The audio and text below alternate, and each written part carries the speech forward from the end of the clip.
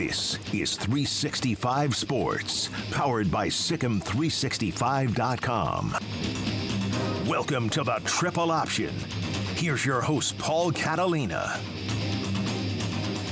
Welcome in. Chris Allman is staring daggers through me right now because I just told him I am happy for the Texas Rangers because my father was a Rangers fan. Here's a weird thing about this, and we'll talk college football in a second. So here's what he did to me. He bought season tickets for Red Sox spring training when we were in Fort Myers, and then sends us off to all these games when I'm young and impressionable, and then didn't expect me to catch the disease. Sure, yeah. Which, believe me, Red Sox fans know we've got a problem. Like, we know it. Like, yeah, it's incurable. So, but he was a Rangers fan. I've been to 700 Rangers games in my life, so I'm very happy when they're successful. I had to sit there in the room with him and watch Game 6 of the 2011 World Series, and it was like one of the saddest days of my life having to look at him. And so I just kind of want to live vicariously to see if I can erase that moment. So, and he's no longer with us, so that's why I have to. So that is the only, until you told me your dad was a Ranger fan, honoring a loved one is the only reason I will even allow a person to support two teams. All right. Why do you think I still put up with these guys? Why? I'll tell you right now. And they've given me, Texas A&M as a Florida State fan has given me every reason to hate them. I think because they came in and took the coach away, although thanks for doing that. That seems to have worked out great for both sides in the long run. I think there ought to be a sports therapist who helps people dial back and streamline their sports emotions. Yeah. The more teams you support, the more heartbreak you're heading for. Yeah. Well, look, here's the thing. Just pick one. If it comes down to one or the other, I'm picking the other one. Yeah. But because my whole life, we sat and cheered for the Aggies, like I have to, keep it with me. I just can't let it go. I have the bandwidth for one team and one high school team. That is the total bandwidth I have emotionally for sports. I fortunately don't live in the same state where my high school is. Yeah. And fortunately, I fortunately don't. So I don't have to Sure. This is going to get me in trouble, but Tesca's high school football is my little Sebastian. Yeah. I don't get it. Yeah. I don't get it. I've had to work it for so long. I don't get it. I look at it and I'm like, oh, this is nice. It's fun. I'm glad that people care. But yeah. And I'll just use your team as an example, Gatesville, where your brother coaches and your nephews play. Yes. I loved going to Gatesville, by the way. They Great really place. they take care of you. Yeah. They're really happy that awesome people. Happy that radio people there are from wherever they are. Yeah. There used to be a donut place right next to the stadium that they bring you hot donuts at halftime. Yeah. That place has been lost to the American economy, which I think is just one of the great travesties of the world. And whatever presidential candidate brings back donuts in Gatesville, I think should get a bump up in the polls. But I was doing a Mejia game, and when I was the voice of the Black Cats. I don't think I ever knew you were the voice of the Black right Cats. after you left the radio station. I was for 2 years. I did Mejia football on 104.9 FM. Voice of the Cats. Yeah, so Mejia was very good. They were very good. They had a guy named Trey Davis who came and played baseball at Baylor, and he was a good player. And they had a guy named Doug Gentry who was a poor man's Eric Dickerson, especially in 3A football, just running through people. And they did very well until they played Gilmer and Carthage, and then it was like, that's a wrap because Gilmer and Carthage just win all the time, Yeah. Gilmer's coach then is now at UTSA. So it was Gilmer's quarterback put a beating on Baylor in season one. Game one. Yeah. So all that stuff was going on. So there was a Gatesville game, and Mejia Stadium is weird. Yeah. They built the press box on the visitor side. Mm-hmm. So when you drop a crowd mic outside, when the home team scores, it's like, ha, yay, wah, it's in the background. And when the visiting team scores, it usually goes nuts. They were beating Gatesville kind of like the 49ers beat the Cowboys last night. Okay. It was just criminally bad. Well, you're going to get it all out in this first segment. How bad they were. Just really bad. And there was a dude who was sitting right outside the press box who had pre-gamed and had never really, I'm telling you, 50 years old, and had never let it go. Okay. And from the middle of the second quarter until the end of the gosh darn game, this guy stumbled across wherever I moved the crowd mic, even though he didn't know, yelling, "Heart and pride never dies! Heart and pride never dies!" And it was 50-0. It was so bad. They couldn't get a first down. They couldn't get a yard. They couldn't do anything. It was a running clock in the fourth quarter, and it was so bad. And this guy just started shouting that, and that was the moment where I was like, I'll never understand this. Yeah. I will never understand this. And I've been back to my own high school for games 3 times since I left. Okay. And it's fun to be back there. But as soon as I leave, I'm thrilled. Okay. That's fair. I get it. I'm not, if I did not have a brother coaching, Yeah. I clearly would not be as into Yeah. this particular team or this high school sport. So, but again, I only have the emotional bandwidth. So that's why, Yeah, I get it. to bring it back to college football, that's why when I go to the Baylor game Saturday night, I just watch it transpire, and it does not wreck me. Yeah. Although I don't know that it wrecked many people, because I feel like most people probably figured that was coming. I wish. And like my grandmother was a Spurs fan, so I became a Spurs fan because I was watching them every night because I was worried about her. And she literally went to the hospital like 4 times because of palpitations. And here's the thing about Paul. If you don't know Paul, when he tells you his teams, it will sound like he's a front runner. He is not a front runner. He has been with these teams for a long time. Yeah. They just all happen to be some of the best franchises. Yeah, they just in happen to sports. work out that way, And so I wound up at Florida State. I mean, that's where I decided to go to college. I was not always a Florida State fan. That happened when I went there, which I think what should happen for everybody. Like, yes. Once you walk through the doors of a college, that's your school.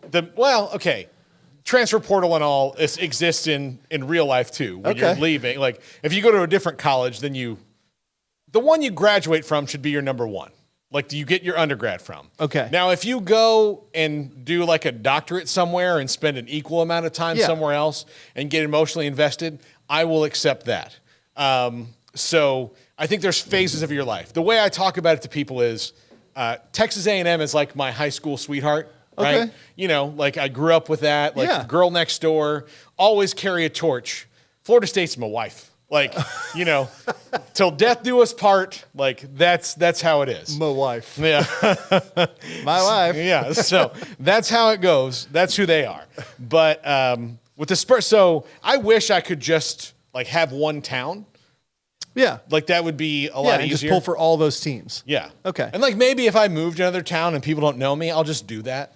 If they have everything, I'll just leave and just do that. But be a big St. Louis Blues guy. Yeah. I've loved them since the good old days of big Chris Pronger guy. Yeah, that guy. Who had Chris Pronger getting mentioned on the triple option today? That's how it is. And look, we have kind of rambled on about this, but I'm having fun with it. It was like I did like during the A&M game, which I watched here, most of it here. I did find a little bit of my like younger self going like, God, why do you keep doing this to everybody? Like, why? What is wrong with you? What is wrong with you? And we'll talk about Jimbo in the next segment. Yeah. Who is? We'll call the segment Jimbo Fisher is the greatest coach that 2013 has to offer. The problem is it's 2023. Yeah, and no one's told him. No one's told him, or when people tell him, he's like, no, it's not. Where are the flying cars? Every week in week 6, he wants to know where they are in the BCS rankings. Yeah, that's what I think about Jimbo. Like they come to him and it's like, hey, coach, you need to update things. It's 2023. Look. Says you and I we've all seen Back to the Future too. None of that stuff is happening. So it's not 2023. Come to me with a hoverboard. Yeah. And pants that dry themselves. And we'll talk later. One size fits all clothes that morphs to your body. Oh man. That stuff. No. This show is off the rails. How much time do we have left? What time is it? It is. We should just do like the opening dialogue. I'll just cut this one segment. Like like great. a late night show. We should like just Johnny start, and Ed here. We should just start talking at 12:45 and then get it all out of the way. And then at 1 o'clock when the feed goes live, it's like, oh, there's the college football show. Yeah, but college football wise, it was a wild week. The Texas-Oklahoma game, Chris, was one of the best football games I've ever watched in my life. Like, Really? Yes. You're willing to say that? I am. And here the reason is I'm not like, it was so enjoyable as a person who doesn't care about either team other than like, obviously a lifelong hatred of the Texas Longhorns. But I respect what they're doing there right now and how they're trying to come back from being this gigantic titan.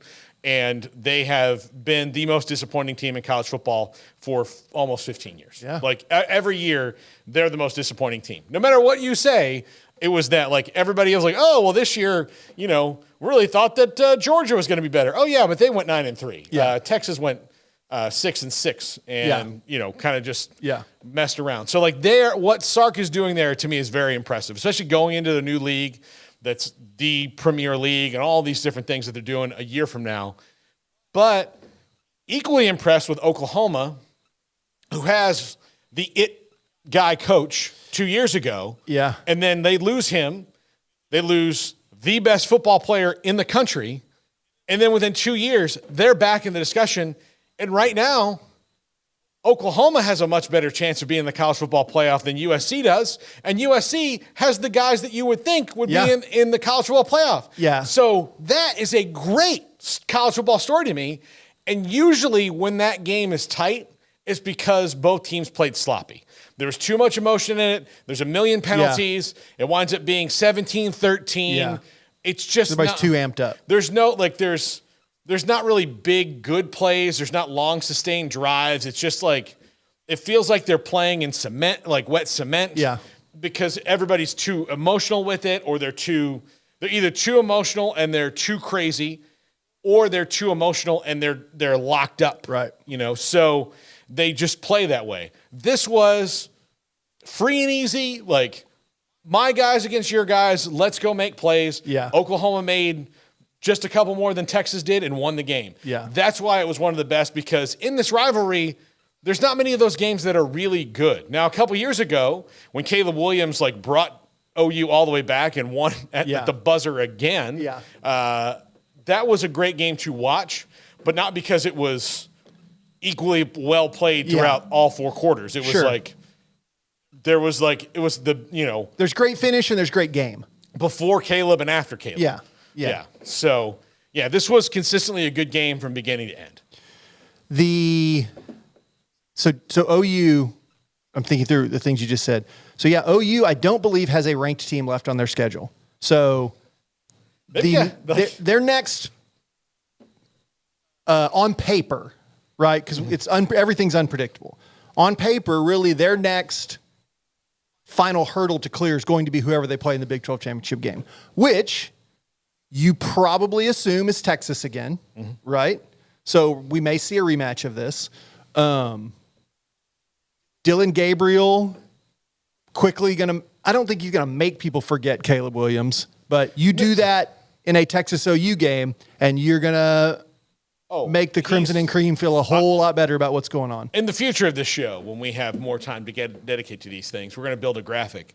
Dylan Gabriel is now in the Free Beer for Life Club. Yes, I saw your tweet. Yes, he is absolutely in the Free Beer for Life Club, because he did what he did. And then, look, the Free Beer for Life Club, all over the place. Name a school, they've got a guy that fans probably complained about a little bit because he just wasn't the other guy. Yeah. He just wasn't them. And then he has this great moment where you're like, you know what? Cheers to you, Dylan Gabriel. Yeah. Yeah. How much of that final drive, in your opinion, because I watched it, I have my opinion, how much of that final drive was, oh my gosh, this guy is the dude, and how much of it was just schematically, Texas kind of just fell apart? So I'll tell you. Or came out wrong schematically. The Bryles offense, and that's what I'm going to call it, because it's absolutely the Bryles offense. That OU's running? Yes. I mean, his son-in-law's calling the plays. It's the Bryles offense. Genetically. Yeah. It's not genetic. But it's the Bryles offense. And in that offense, the reason I would not want my team to run it that version of the air raid specifically is that it is so oversimplified, it does not account for situational football all that well. Okay. So, for example, one of the situations is if it rains, then it's not that good of an offense. Yeah. And I used to watch Coach Briles when asked about the weather and go, well, you're expecting some rain. That's going to be tough. And then if you look at coaches who are like, yeah, the rain's going to be tough, but, we have plays for that. Yeah. Their whole thing is about going fast. Another situation is if you are up by only 7 with like 5 minutes left to go, if you have a drive you don't score on, you really only take about 9 seconds off the clock. There's just no time. Yeah. So you get in these things. The other thing about it, that was the things about the offense that was. And then sometimes I think because it is so freely and loose, you commit a lot of penalties. Yeah. Because you're not worried about getting 15 yards. Right. But then when you play good teams, 15 yards is way harder than you do when you play average teams that can't cover you out there. But what worked out for Oklahoma was Texas kicked that field goal with pretty much the exact amount of time that offense is now the best thing that's ever been come up with for those situations. Right. So, and I saw it many times. Look, RG3 against Oklahoma. Yeah. In that situation, the offense was perfect for it because there's no wasted time. There's no time of what are we going to do? What are we going to do? What are we going to do? Yeah. They know what they're going to do, and they just go to it. So schematically, it was good, and it was Dylan Gabriel showing how much grit he has. And he's a really smart football player. Yeah. Really smart. And they've got a bunch of Drake Stoops is a really smart, tough football player. Is Drake Stoops going to get drafted next to Marvin Harrison Jr. next year? Absolutely Unlikely. Not. But he is going to make a play in that game when he needs to. So they and Oklahoma has younger playmakers who need to come of age, is where Texas had the guys who are kind of already established. But they showed up when they needed to. So I'm trying to replay the game in my head because I don't have it committed to memory. And I want to be honest because I feel like this is a freewheeling environment. Yes. I'm less impressed with game-winning drives these days because I feel like it's just an easier game for quarterbacks and receivers. Well, I mean, look, the targeting rule alone. Yeah. I mean, because you do have to think about, is it worth it throwing over the middle of the field right now? Yeah. When, this guy, I'll just use an Oklahoma example. When Roy Williams, they had a rule, the horse collar tackle was because of him. Because of Roy Williams. Yeah, so, all those rules being implemented in the game has made it way easier for offenses. Yes. So, yeah, I agree with you. So I'm not, but I feel like I'm going to get branded this hater because you have to take the situation you're in the moment, in the environment, and get the job done. And he did. And he had 398 yards of offense by himself. The kid was a stud. So I'm certainly not trying to short sell it. If you go back, and I'm trying to remember, Texas, prior to that drive, did Texas have 3rd and long, 3rd and 13 maybe? And they just kind of had sort of a pedestrian run, maybe handed it to Brooks for a couple of yards and settled for the field goal. Yeah. I'm not going to make this a referendum on Sark, but are they in a position there to? Ewers had that run that got them close, right? They did get a little more conservative than I thought they would be in the moment, but I do think that they were, again, because how it's not going to take it's not going to, if you want to leave them 2 minutes. Right. If 116 was 5 seconds too long to leave them, then 2 minutes is going to be way too long. Yeah. So sometimes, I think this happens a lot with teams that can move that fast. Sometimes I think coaches are like, well, I might as well do whatever I'm going to do right now. Yeah. That way they can score in a minute and a half, and then I have a minute and a half to deal with that. Yeah. Because they're trying to see, can we – but you got to take the chances you're going to stop them. Yeah. And, OU only needed a field goal and got a touchdown. So that was the other thing was, I think he was comfortable to play, thinking, well, it's going to be really hard to get a touchdown. And then you throw in what they did, and they they score a touchdown and win the game. Yeah. But it doesn't change here's the other thing about it. The reason I think it's a good game is it did change my opinion about Oklahoma a little bit, enhanced it. I thought they were really good. I didn't know if they could be great. They could maybe potentially be great. Right. But it didn't change my opinion about Texas at all. No. And I mean, like, they're still really good. Nobody, like, I say nobody's going undefeated. It's going to be really hard for anybody to go undefeated. There's no great team right now that is 95 Nebraska or 2001 Miami that you're shocked when people even get close. Right. Now, the way Georgia played, they have not played well enough up to this point to be considered that great. That was a statement win over Kentucky. Yeah. But they still haven't really played anybody. Right. No, I agree. I do think you're right. I thought Texas was good. Hard to tell. The last time I saw them play was the Baylor game, so obviously hard to tell how good they are. I thought they were good. My opinion's not changed.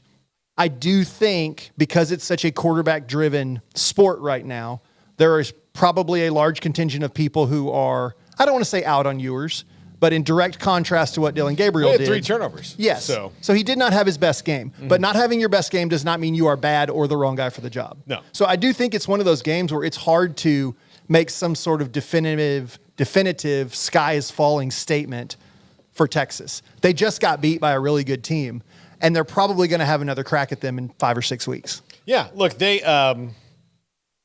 Oklahoma's biggest hope in the entire world is that somebody like Kansas State jumps up and bites them. Yeah. That way they've got 2 losses and somebody, but even with 2 losses, the way the rest of the Big 12's going, yeah, it could be a 2-loss team Kansas against State Oklahoma. I guess they had 2 losses in the regular season, so they were in the championship against undefeated TCU last year and won. So, but if you look at around the Big 12, like who's gonna go through with just 1 loss? I just don't think that's very likely. And Texas's schedule is harder than Oklahoma's, but neither of them, like, this should be, like, if everything goes chalk, they'll be playing each other again. I mean, that was the biggest thing. Like, those 2 things, Georgia and Texas and OU, were the biggest things in college football to me this week. We will talk about Miami and Georgia Tech at the end of the show.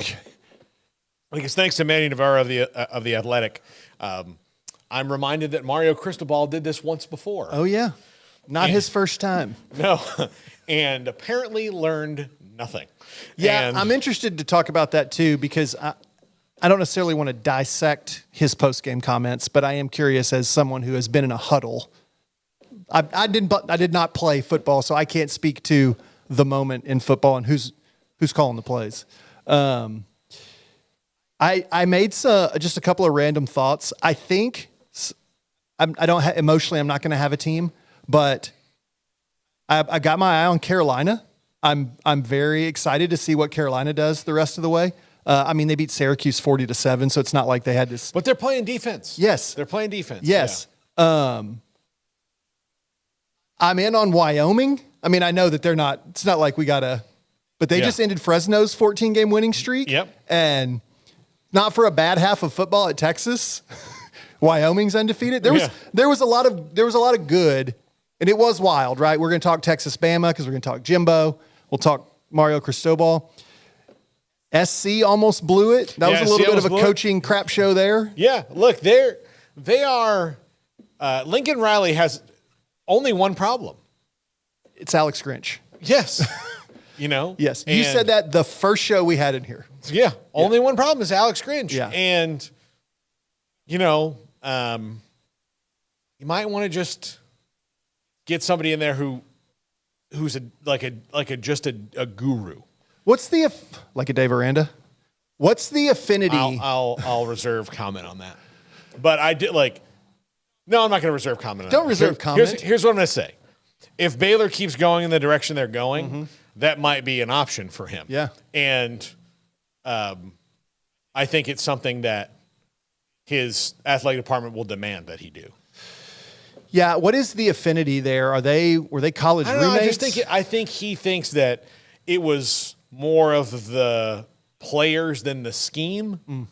And I think it's the scheme. Okay. I think it's the scheme because they've got they've got players. Yeah. They've got players. Yeah. And they got players who can do it, but it's definitely the scheme. And I also think he needs somebody who can go and coach them with a bit of an edge on defense. Mm-hmm. They don't seem to have that. And maybe it's because Superman is your quarterback. Yeah. You don't play with as much fear as you should. Yeah. Because I think playing with a healthy dose of fear is good. Yeah. And respect. And is he going to win the Heisman again, or are voters? Is there going to be any type of? I don't know the demographic of Heisman voter if they're trying to protect the sanctity of Archie Griffin and say no. Like, I think most of the people who voted for Archie Griffin are dead. So I mean, I do too. But 60 years ago, no, 50 years ago. Yeah. So there's a lot more Heisman voters now. That's true. So I think he's still the favorite because they win games based on his wizardry. Yeah. Wizardry. He's a talented kid, man. Yeah, he is. But, Notre Dame got throttled by Louisville. They did. Absolutely physically dominated, which is surprising to me to see a Marcus Freeman team get physically dominated. But Jeff Brown made a statement with that game. Yeah, he really did. What is as a Florida State alum, as you look at the ACC the rest of the way? North Carolina. You think it's Carolina and Florida State? Yeah, I think they're better than everybody else. Okay. I mean, look, Louisville is going to be interesting. Well, okay, Louisville, North Carolina, and FSU all don't play each other. Right. So there is a not realistic but potential scenario where an undefeated team gets left out of the championship game. Yeah. Which would be, unfortunately, I'll tell you, it'll be Louisville because the they're tiebreakers are who's ranked higher. Right. So unless North Carolina or Florida State's games are all like nail biters. Yeah. Look, if Florida State keeps winning and North Carolina keeps winning, they're not going to drop. They're not dropping. There's no statement win for Louisville that's going to have them jump. Yeah. them. Right. So, and I don't think Louisville's going to go undefeated. No, I was looking at they've got Duke. They've got to go to Miami, and then I think for both them and Carolina's still got to play Clemson. Yeah. And then I still think rivalry week is always a big one. Carolina's got to play Carolina State. Louisville's got to play Kentucky. Yeah. So it's not even just conference games. It could be a problem. Florida State has their two biggest rivals in the last month. Yeah, Miami and Florida. They have Miami, North Alabama, and then Florida. Yeah. So. And Katie bar the door when them and North Alabama get together. That's right. It's the one you circle every year. I didn't even know there's a North Alabama until right now. Yeah, that's who they're playing. Una. Okay. I don't think they call it that there. They shouldn't. No. It's a bad name. Yeah. Where you go? I'll go to Una. Well, scholarship at Una. So what a reduction of the fine folks of Alabama that was. Yeah. No. I'll make fun of every state. Don't worry about it. Yeah, you've taken Florida to task. You've taken people from Gatesville to task in this first segment. Yeah. They're drunken buffoons at Mahia games, according to you. That one guy was. Hey, he had a cutoff T-shirt. So does the guy who coaches third base in City League softball. Yeah. That's just the thing people wear. Cutoff T-shirt, 50 years old. 50. He was 50. It's a warm night in Mahia. The visiting bleachers aren't covered. No, they aren't. You know that well. Yeah. I love that stadium. It looks like a rodeo arena. Like it the is. home It's totally a rodeo arena. All right, when we come back, we're going to talk Jimbo, not knowing what year it is. We're going to turn back the clock. Yeah. This is the Triple Option on 365 Sports. If your business is like most, you need things done quickly. But if you're still tying your critical applications together on multiple shared public networks, you've probably been feeling the slowdown. And that's no good for business. A private UPN fiber network can get you and your business moving at the speed of light. Whatever you need, we can build it. Internet, Metro Ethernet, Waves, dark fiber. We deliver custom private networks and are focused on business customers only. Our next generation 100% fiber optic infrastructure offers you low latency and ultra scalable bandwidth with speeds up to 100 gigabit to run your critical applications. Your connection won't be limiting your performance anymore. It's diverse and scalable, so it can grow and change as your business grows and changes. And with a secure carrier-grade private network, you'll have all the reliability you need. Contact UPN today to learn more. Fast just got faster. This is 365 Sports, powered by SicEm365.com. Welcome to the Triple Option. Here's your host, Paul Catalina. With Chris Allman. And it is time to, I can't tell that story about Providence, but it's something that has bothered me for maybe a decade now. Okay. I don't know, I can't remember when that was, maybe not quite a decade, but it was unsettling. Paul thinks strange things are afoot in Rhode Island. Yes. as they are at the Circle K with Bill and Ted. Yeah, exactly. Yes. Yes. Hey, can I give a shout out to our boy Brandon, who stopped me in church the other day and Oh, said he was a what's up, big Brandon? fan of the show? What's up, Brandon? Stopped me in the hallway as I was taking my daughter to Sunday school. Thanks, Brandon. Thank you, Brandon. God bless you. God bless you. So, Jimbo. So, Jimbo Fisher was going to give the reins to Bobby Petrino, and he has, but not all of the reins, because he still makes the decisions on fourth down. And they had a 4th and 1 late in the game in Alabama territory, and most coaches, Garrett, you know what I'm talking about, almost every coach now, including the one who taught him how to coach across the way, Nick Saban, including that guy, would have gone for that. It was like the 38-yard line or 41-yard line. It's in that no man's land. What did Jimbo do? He punted the ball through the back of the end zone. So then he just loses 21 yards of field position. Okay. That's it. That's all you're giving up. And with that 21 yards of field position, you're also giving up, part of the analytics will tell you that like the 20 that you're losing in this game, the 20 yards, the time it'll take them to get that 20 yards, you're also costing yourself. Okay. Even if you stop them, right? So if they even just get back to where you punted it from, and then they punt the ball back to you, you've cost yourself time. Yeah. Okay, I'm with That's you. where you could have just given them the ball back there at that spot and, taking your medicine. Yeah. So he punts it, and again, not aggressive, old school. He has, and I'm very familiar with his entire career, as well documented as the last two places he's been the only two places he's been the head coach are the two places I care about watching the most. Yes. And so I've seen every game he's ever coached, every snap and everything. I can think of 5 times in that time where he's been like, oh, well, what do you know? Look at that. That one, they don't teach that in 1991. Like that one was, that's a neat little thing there. One of them was in the national championship game against Auburn. They were getting it kind of taken to them, and they were by and far the best team in the country that year, all year long. And Auburn was good, but they weren't that good. And then 2 things were going on in that game. One, a former coach and his staff was yelling out his signals because he didn't change them. And then didn't remember that guy apparently was over there. Oh, wow. The Damian Craig, who works for him again now. Okay, this I didn't know. Mostly because probably that, like, I can't ever let this guy not work for me because if we ever play each other, he has a very vivid memory. Yeah. So that, and then he decided to run a fake punt that turned the whole game around and woke Florida State up, and they came charging back and won the game late. But it took them until the very end of the game to win it. And a lot of things had to go well, kick returns and all that.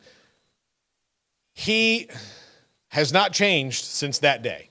He was the greatest coach of 2013, won every award, deserved it, really built Florida State into something. Yeah. And then, after that, it was like, 2014 made the first CFP. Every game was like a comeback, but they were undefeated going into it. And then a little worse the year after, Then the divorce with them happens. His actual divorce happened all during that time. His life was in crisis. A lot of divorcing going on at one time. He goes to A&M, takes a bunch of money. Okay, I'll restart here. I'm not going to have the same fights with the Florida State administration that I did with A&M because they're just going to give me all the money I want, which has been pretty much true. Like whatever he's wanted, he's gotten there. But now it's starting to turn on him because they're like, well, we hired you to win a national championship here, and you've not even been close. Yeah. And you're also not adapting as where the SEC around you is in a constant state of flow and adaptation. Yeah. Even Nick Saban, the old grizzled dude, like that you should know, he's adapted. Kirby Smart is constantly adapting. LSU won in a shootout Saturday. Yeah, like it's not exactly. It's not the same old league. No, LSU keeps having to change coaches after they win national titles. It seems to keep probably working out for them. I mean, I know that Garrett, you're in it right now, but ultimately, I think Brian Kelly's going to work out. Like he'll figure it out. I mean, he can win a natty, but I still won't respect the man. Straight up. I love Garrett Ross. I love Garrett. So, do y'all sell I Love Garrett shirts? You should. But there are so many times where he could have just changed things up a little bit. Just change it up. Modernize it. And he hasn't, and that's what's going to undo him, whether it's after this year, after next year. But that one's going to sting a lot because Nick Saban did not have his best game the other day. Like Jalen Milroe and Jermaine Burton were fantastic. Mm-hmm. The running game was okay for them. The defense played all right, but they had a ton of penalties. They had turnovers. They gave up a ton of sacks. If you had told Nick Saban, here are the splits in this game, these stats, like he would have told you they were going to lose. He would have been like, oh, we don't win games. Like the games in the past he's lost, all those things have happened. Yeah. And then he said, well, what if I told you that in the fourth quarter you were A&M was going to drive the ball into your territory several times and only come away with 3 points. You'd have been like, oh, that's hilarious, man. Yeah, no, we're going to win that game. Okay, so I was going to ask you coming in if Jimbo had always been uber risk averse. You have answered that. So let me give you some numbers that I looked up on Jimbo's fourth down percentages. You may know these. And then I want to ask you a question after this. This is from Zach Barnett at Football Scoop. I want to make sure that I didn't... Friend of the show. Yeah, I want to attribute properly. Yeah. All right. So they've gone for it 5 times on fourth down in 6 games. So only 6 FBS teams have fewer attempts. Yeah. Last year, they attempted 11. They went for it 11 times in 12 games. That was the 3rd fewest in the nation. 2021, dead last, 10 attempts in 12 games. Dead last in 2018, and Jimbo's Florida State teams were also dead last in 13, 14, and 16. Now, look, to be fair, in 13, they did not have a lot of fourth downs. Okay, They fair. were running through people. So let's throw that out. Yeah. But still, there's enough data here to say this is who Jimbo is. Yeah. Will it change? Can it change? Why won't it change? Does a person just get set in their ways? Do they not like someone telling them they have to change? Is that Jimbo's problem? I think he got, because it's not been just a 1-year thing of people telling him he needs to be. It goes back to FSU. It was one of the beasts where they're like, listen, we know that you want to do all these things, but we need you to be more of an administrator, CEO coach than the day-to-day grinding on the play sheet, all that. And he's like, well, there's tons of coaches that do that. I'm like, yeah, but we think we need to grow out of that. And so he did, that was one of the things he didn't like. He and the athletic director, and they were always at loggerheads. The booster club president was like an old guy who didn't, know how to text people and ask for money. He would just knock on their door and be like, hey, how about $50,000? Let's have a scotch. So it's Roger Sterling. Yeah. I'm like, all right, good. I mean, I'm about to go to Little League, but you could have called. I don't have one of them fancy cell phones. So that was kind of how it went. And so then A&M basically told him a year ago, we are paying you $10 million a year. 10 million. They wrote it on a whiteboard. 1, 0, comma, M, comma, capital M. $1 million. That's a lot of money. So while you have control over this program, we have control over you. Yeah. So we are going to give our input, and we suggest you take it.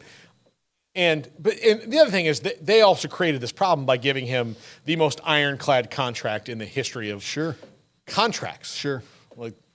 They might as well have signed it in blood. So he was forced to do this. And the only thing you can force him to do it is we can fire you, and then you're going to be kind of humiliated. Yeah. So that's what he doesn't want. But that's why he won't, adapt when, look, none of even the Baylor team in 2021 that won the Big 12, Dave Aranda goes for it on fourth down from his own 31. Yeah. Up 10 points. Yeah. Like, just if it makes sense, they go for it. Which is ironic because, boy, they had some serious fourth down issues on Saturday. Yes, they did. But I'm like just comparing Dave Aranda's best year, 2021, with that group of guys. You could have taken the 2021 Texas A&M team, which was, I beleave, 8-4, which is the Sounds about right. the badge of honor. That's what they get every year on their little merit badge thing. Sticker on the helmet. Yeah, 8-4, and said, "I'll trade you player for player." And Garrett, am I wrong about that? Like, if you, would have done it. And he goes for it on fourth down. Yeah. You know why? Because here's the other thing.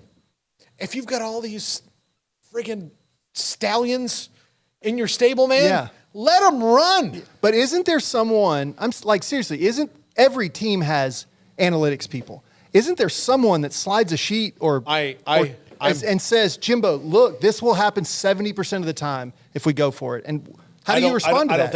I don't think he cares about analytics. Okay. I don't think, he'll say, yes, we use analytical data, but if you watch them play, no, they're not doing it. Okay.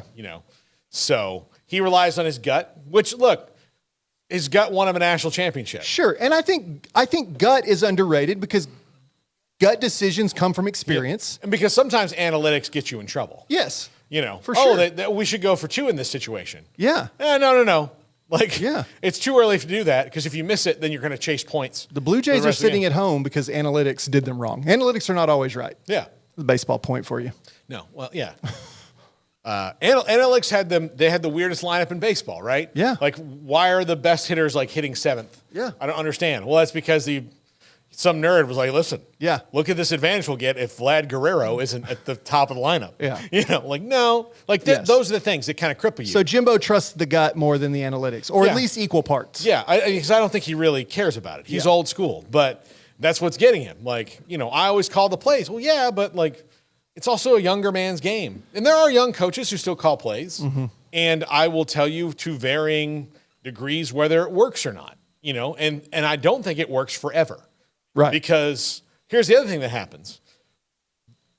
One of the reasons you maybe change play callers and keep it away from the head coach is that it's maybe a little bit harder to account for the head coaches overseeing somebody and that person calling the plays when you have 2 people to account for in 2 minds as opposed to just 1. So you can, and I think Jimbo looks at the NFL and goes, well, Kyle Shanahan does it. Mike McCarthy does it. Sean McVay does it. Mm-hmm. There's all these guys that do it, but guess what they also don't have to do? Recruit. Yeah. They don't have to recruit at all. Yeah. Like, their only recruitment is when Stephen Jones and Will McClay bring in a free agent or, a draft prospect. He sits down and he tells them what he thinks they'll help with. That's all he's got to do. Yeah. Make him, all he has to do is look like a cool guy when people come in. Sure. He does not have to, he doesn't have to call that free agent 50 times. Right. And be like, hey, how'd you do on your science tests? Academics are important here. They don't have to do that. Yeah. So those are the things I think that he has not completely wrapped his arms around. And I'm doing if I invented ASL, they would be very confused. I'm doing all these wrapped his arms around. The closed caption person trying to. What's going on What's here? he doing? It's not a sign. So, but yeah, he's just, and the more he proves that he's just that guy, the more he proves that he's not going to get A&M where they want to go. Right. And their biggest rival is coming back into their league. And that is something A&M and Texas fans will never stop caring about each other. Right. And A&M now has to care about them again, even though they could have pretended, both of them, for years, we're not in the same league. We don't have to worry about it. No. Now there's no excuse. You're going to play every year again. It's going to be a huge rivalry, 1A, 1B that Texas has. Yeah. And I know that Oklahoma's the more important one, but let's not fool ourselves. The A&M one is 2% less important. So let's just say that there exists out there this unicorn of a play caller. And you can just take out Bobby Petrino and put this unicorn in, and he gets full authority, first, second, third, and fourth here's the down. thing. I'm not even blaming, Bobby Petrino in this. Right. He's not making that call. But do you not feel like it would seem, and Aggie fan, I know they're having a tough Monday, so they may feel like the world's falling apart. But doesn't it feel like you would just cover that leak and something else would spurt up? Don't they have do they have larger institutional program issues? I think. But on the field, do you feel like that is the biggest? I think that's the biggest thing because they've been fairly good on defense the whole time he's been there. Yes, they have. Yeah, and DJ Durkin is not Mike Elko, but he's doing okay. They played really well on defense the other day, well enough to win the game. Yeah. If not for offensive blunders that gave the safety, those kind of things that gave Alabama points. But yeah, so the defense played well enough to win that game for the most part. Now, granted, they did make Jalen Milroe seem like he was a lot better than he's been all year. Yeah, he did have one of his better games. A lot of that was Jermaine Burton, and a lot of that was DJ Durkin betting on the fact that he could man that guy up when he clearly couldn't. Sure, yeah. So anyway, we'll take a break right now. We'll come back, but I'll conclude with this. Jimbo's not the guy. I'm in very much not the guy mode today because I think I have that feeling about someone I actually like in Dak Prescott. I think just getting to that point where just – not the guy. He's a guy. He's a guy who can help you. Yeah. But he can only help you get to a certain point. I am feeling I don't remember the last time I felt the not the guy thing, but the Astros' current predicament, I feel that way about a few people. So I sympathize for once with people. They're good enough almost. They're good enough almost. Yeah, that's how it is. Where it's yeah. Because then you see the other teams that they're competing against and you're like, that's the difference. Yes. Is this little thing. And that's the other thing that people don't realize. This little thing that they do better than you. This little thing that they do better is what's getting you beat. Yes. So it's most of the time, it's not this thing. No. It's this thing right here. No. That's it. It is cliche, but the tiny little things do matter. Yeah. And they come up and bite you at the worst times. Absolutely. Especially if one team's super strength is your super weakness. Yes. And you are going to have to see them. You can't avoid them. You're on a collision course. It's just how it is. Yeah. When we come back, Mario Cristobal, serial violator of normal clock rules. This is 365 Sports. If your business is like most, you need things done quickly. But if you're still tying your critical applications together on multiple shared public networks, you've probably been feeling the slowdown. And that's no good for business. A private UPN fiber network can get you and your business moving at the speed of light. Whatever you need, we can build it. Internet, Metro Ethernet, Waves, dark fiber. We deliver custom private networks and are focused on business customers only. Our next generation 100% fiber optic infrastructure offers you low latency and ultra scalable bandwidth with speeds up to 100 gigabit to run your critical applications. Your connection won't be limiting your performance anymore. It's diverse and scalable, so it can grow and change as your business grows and changes. And with a secure carrier-grade private network, you'll have all the reliability you need. Contact UPN today to learn more. Fast just got faster. This is 365 Sports, powered by Sikkim365.com. Welcome to the Triple Option. Here's your host, Paul Catalina. Oh, Miami and Georgia Tech. Paul Catalina, Chris Allman.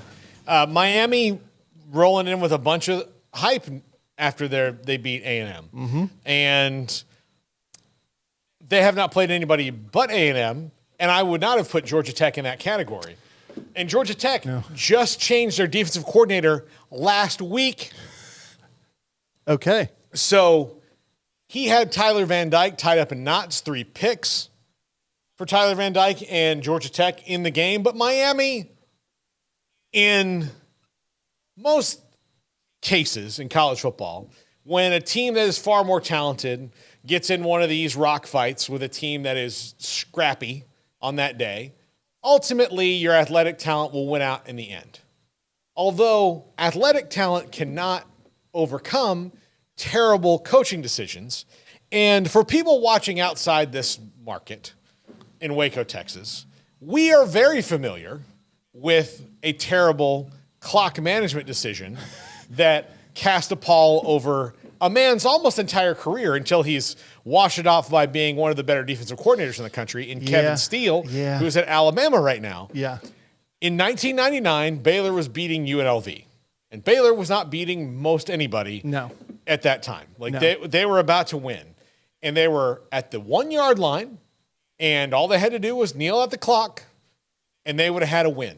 A much needed win that their fans had not seen in a long time over UNLV. And yes, I know it's UNLV, which then probably makes the story that much worse.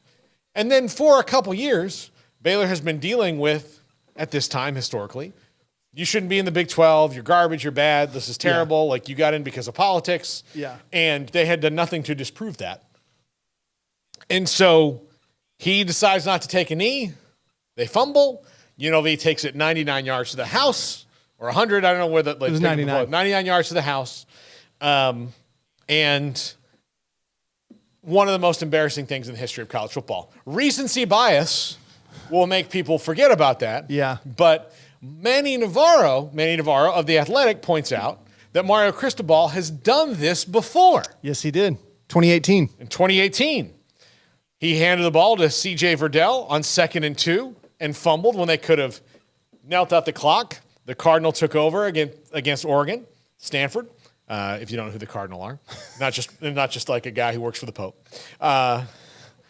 Took over with 51 seconds remaining, forced overtime, and wound up beating Oregon 38-31. So in the 2018 that happened? That was 2018. 2018. In the 5 years since that happened, he apparently forgot about that day, blocked it out of his memory traumatically. But what he did the other night was beyond explanation. Beyond explanation. And he will have to have a huge win to shower that off. Okay. Can we really dig into this? Because again, like I mentioned this, you've been in the huddle. Is that, I know that ultimately things are on the head coach. Yeah. Is he the one that's calling the plays? Or could he have just flipped his headset to the offensive channels, listened to the play call, and said, no, take a knee? This is a failure every which way around. Okay. In that the offensive coordinator should not have called it. Sure. They didn't know, like, there was never really an explanation on, did he think that they had a timeout? And even if they did still have Did he think Georgia Tech had a timeout? Yeah. If he thought they had a timeout, maybe I'm going to try to get this first down and take away all the risk. But even then, I still would have taken a knee and made him take it. Yeah. Because I know it was 3rd down and then you have 4th down. But on 4th down, where you are on the field, you can kick a field goal. Like, if you're that worried about it. And then they definitely have to score a touchdown as opposed to going on, because they were only up by 3. So you could have done a lot of different things in that moment that were better than that, and just made sure you don't give him a chance to do it. And yes, I know that like the replay was somewhat inconclusive and maybe he was down. Yeah. But you also don't want to, hand it up to the replay gods and hope for the best. Right.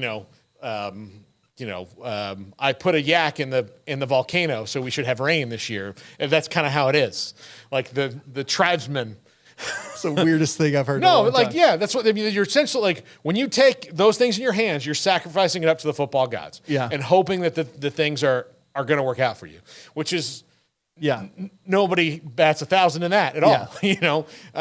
Ask everybody who's ever prayed to win the lottery. Yeah.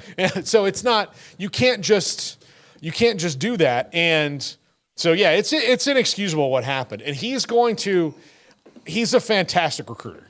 Mm-hmm. He's a fantastic recruiter, and he's got a big-time class coming in.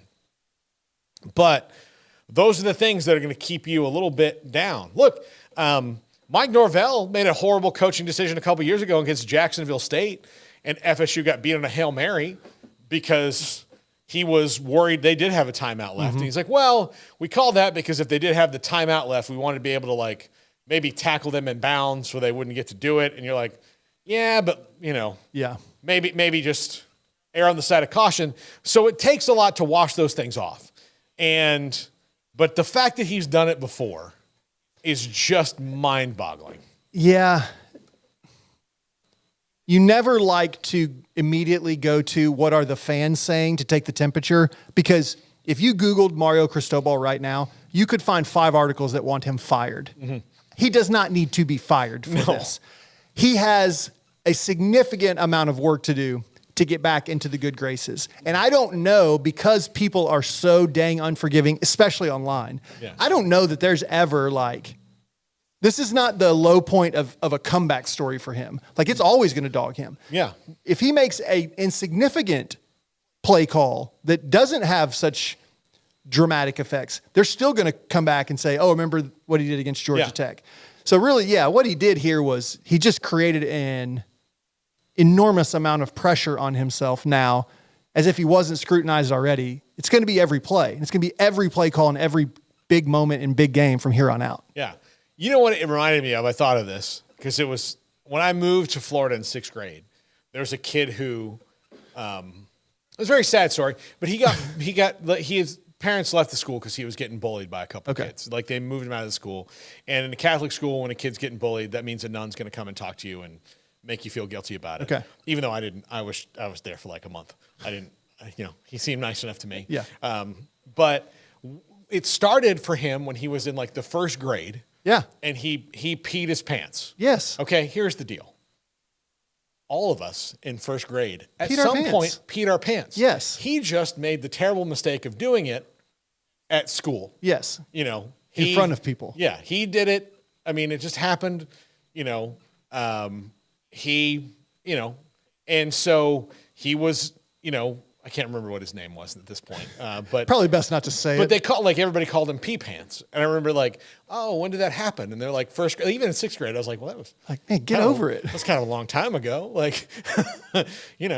Stuff happens in your life. That's actually a really good that's what Mario Cristobal is going to be here. Yeah, he's the pants going to remember this is the time you peed your pants. Yeah, and it is. That's a really good analogy.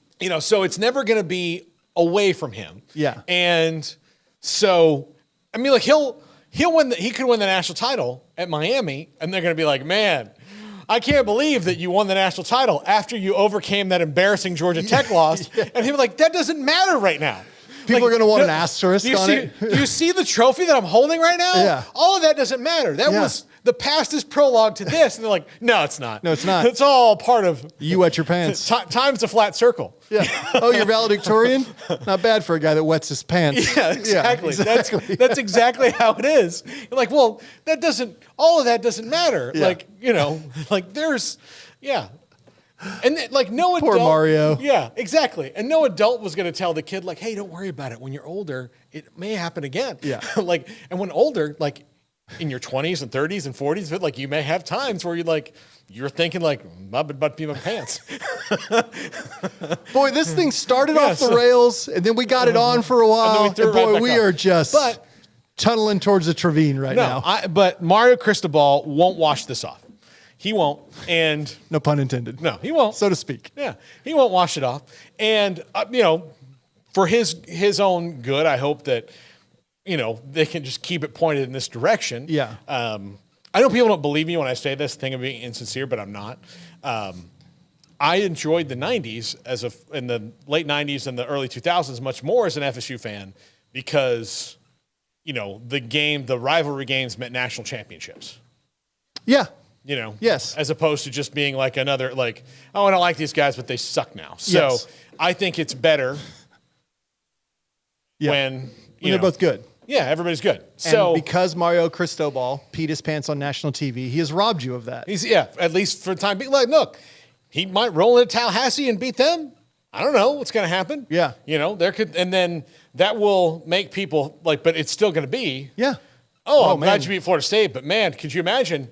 You might be in the ACC title game had you not done that against Georgia Tech. Because to say if they lose again in a good game, say they play Clemson, they play North Carolina, say they lose one of those 2 games, they play Louisville, say they want to lose that game, but then beat Florida State winds up only with the Miami loss and winds up the ACC title game, then they're going to say hey man, can you imagine if you had not lost to Georgia Tech, you would be in this game instead of them. Mm-hmm. Yeah. And you would be up for maybe the college football playoff and not them. Yeah. But now here you are. Yeah. Because you did that. So those are the things that are going to happen until he wins. And even when he wins the national title, that's going to be there. Yeah. Again, you're right. People, especially anonymous fan guy, they're just, it's the low-hanging fruit. It's always going to be easier to say he sucks because he fumbled when he should have kneeled instead of, oh, man, he's actually really good. Yeah, you're right. But you also have to prove you're really good by not making those decisions. You're right. No, you're completely right. Because there are, look, the road to national championships are paved with fired coaches who could recruit. They could recruit. Ron Zook could recruit. Yeah. But couldn't win games. And then Urban Meyer came in and won with Ron Zook's players.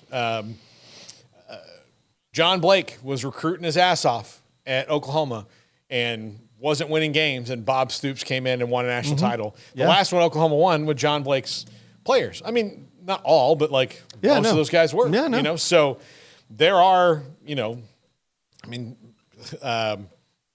Gruden won the Super Bowl with a Bill team Callahan's players? with Tony Dungy's guys when he was in Tampa. Sorry, yeah. So, they beat Bill Callahan, sorry. Yeah. So, he didn't build that team. Sure, yeah. He just made it a little bit better. Yeah. And for that thing, so there are, it took Tony Dungy another 8-9 years to win one with Peyton Manning, and he had to have Peyton Manning to do it. Yeah. So, there are all those things that get littered along the road, and Mario Cristobal, because he is an alum, he'll get, he's a fan favorite, but this one, man, he has left a sour taste in their mouth that it's going to take a long time for them to. It's the taste of pee. It is. And I am the one who made that analogy. You teed that up, buddy. teed it up. You're the one. If that spreads like wildfire, it's all going to come back to you. But look, I'm very proud of my analogy, and that it did. We'll just call him John. The kid was Johnny Pee Pants, and I was like, well, that's a weird name for a guy. In first grade he peed his pants. All right. Guy's like the CEO of Google now. So what? Yeah. He peed his pants in first grade. Yeah. I've been working in the movie theater since 1996. What do you think about that? That's longevity there, buddy. They haven't closed this AMC. But anyway. All right, Chris, this was a ridiculous show. Yeah. But this is kind. actually what I want this show to be. Good. That's So, all you had to say. I'll come in even less prepared next time. Yeah, I want ridiculous. Good. I am your guy. Yeah. The world is too serious. Yes. Next week, top 5 pee pants coaches in college football history. There's probably too many just to get down to 5. Good point. Well, from 100 to 95, we'll just go in. Each week, we'll unveil the 5 biggest pants wetters on national television. Just get a picture of them. Just Billy Madison and that one kid just standing there with their pants all covered in pee. Yeah. But what do we learn from Billy Madison? You're not cool unless you pee your pants. Miles Davis. So there you go. That's going to do it for us. This is the Triple Option on 365 Sports. If your business is like most, you need things done quickly. But if you're still tying your critical applications together on multiple shared public networks, you've probably been feeling the slowdown. And that's no good for business. A private UPN fiber network can get you and your business moving at the speed of light. Whatever you need, we can build it. Internet, Metro Ethernet,